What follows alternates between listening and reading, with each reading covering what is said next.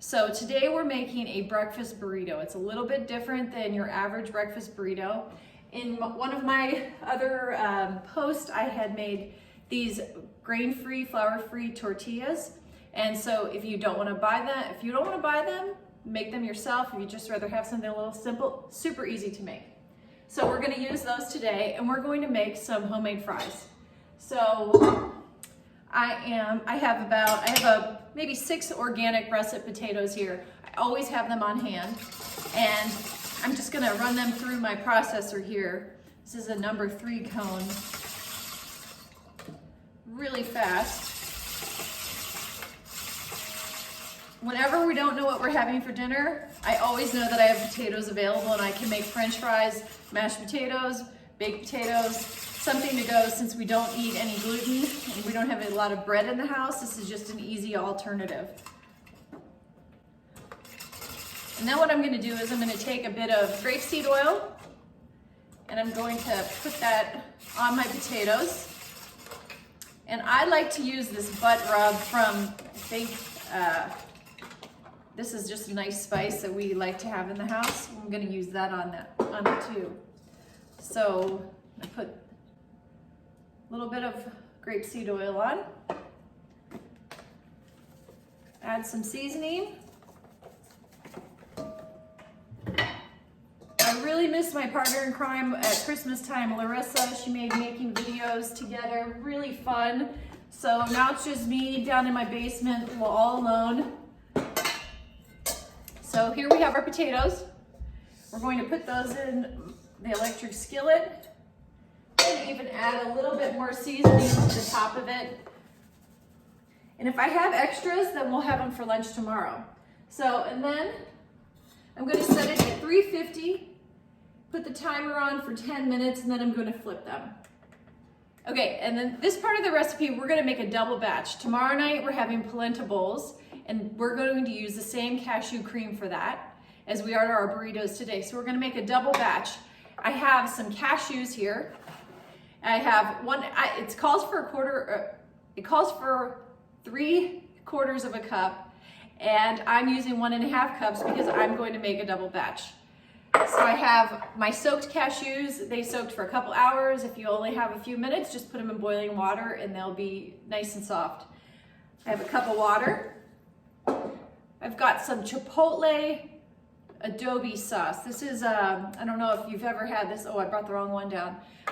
If you've ever had it, it's a small little can. It's chipotle peppers and adobe sauce. Adds a ton of flavor to everything. So I'm going to add 6 tablespoons because, like I said, I'm making 2 batches of this. A little bit of maple syrup makes a huge difference. If you don't want to use maple syrup, you could use agave or leave it out, but I think the sweet really makes a difference. And then some lemon juice from my neighbor's tree, which is nice. And then just a pinch of paprika, just adds to the color also. And then we're just going to add a bit of salt. Like I said, this is a lot of cashews, but this is going to be for 2 meals. So tomorrow night, it's going to be a really, really easy meal. So like I said, while I'm letting these cook, I'm making this. So take your time when you're making this because honestly, the longer you let it blend, the smoother consistency it is. So, and here we have our chipotle cashew cream in this, like I said, for 2 meals. So we're gonna let this go for 10 minutes and then we're gonna flip it and come right back. Okay, so it's been 10 minutes and we're gonna just flip these over and then we're just gonna cook them for another 10 minutes.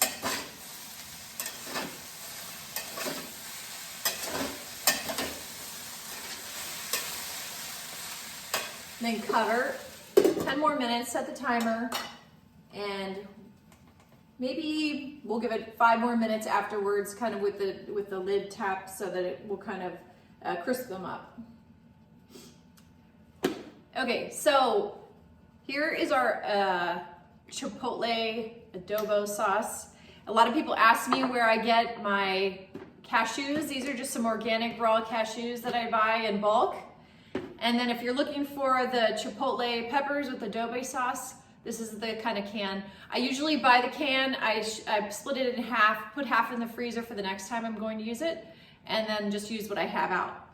So beforehand, just to save time, I have sauteed peppers and onions. This will be for our burrito today, and then for our polenta bowl tomorrow. So that way, just to kind of review what we've done, we made a double batch of our cashew cream, double batch of our peppers and onions, and then I made a double batch of my flour tortillas. Now, like I said, if you want to buy those to save time, you can do that too, but we just preferred this one. So, and then we're just going to cook our eggs, assemble our burrito, and then that's dinner. So this is a great thing for a meatless Friday. A lot of people are just trying to eat more meatless nights, and this will just be one to add to your repertoire. And actually, all three of these meals could either be vegetarian, or you could add some protein to it, some meat, animal protein. Okay, let's get our fries out of our skillet.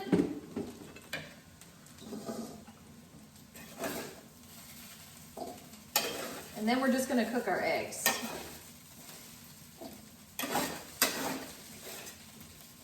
I like to do a lot of things with one pot meals, so I prefer just reuse the skillet I have and wait till those are done so that I have one less dish to do.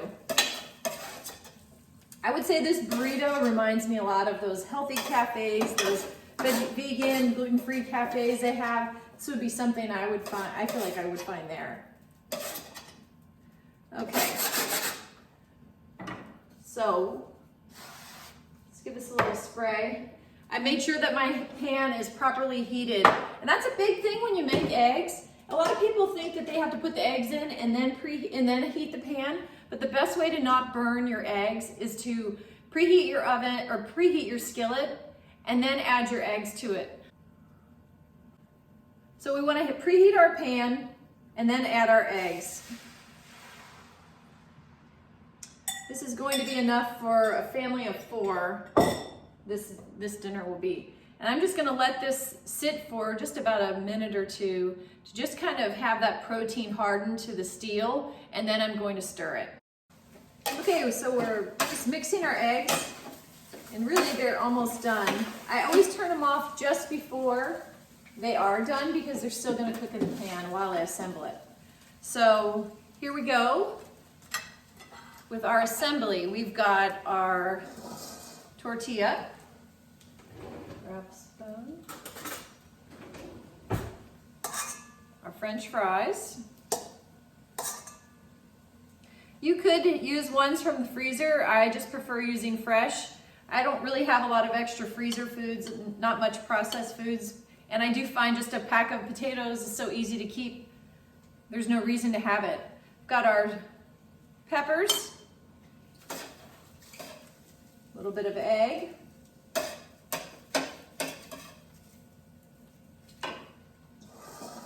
then we like to have a bit of avocado on ours.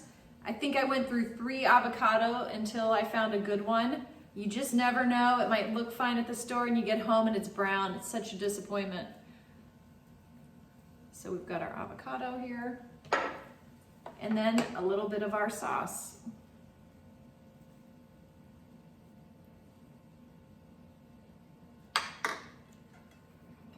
That is just not a regular, let's make dinner really quick breakfast. That is a masterpiece to me. So until next time, we will be making Mexican polenta bowls with the same sauce, and hopefully this will get you through 3 very, very easy weekday meals.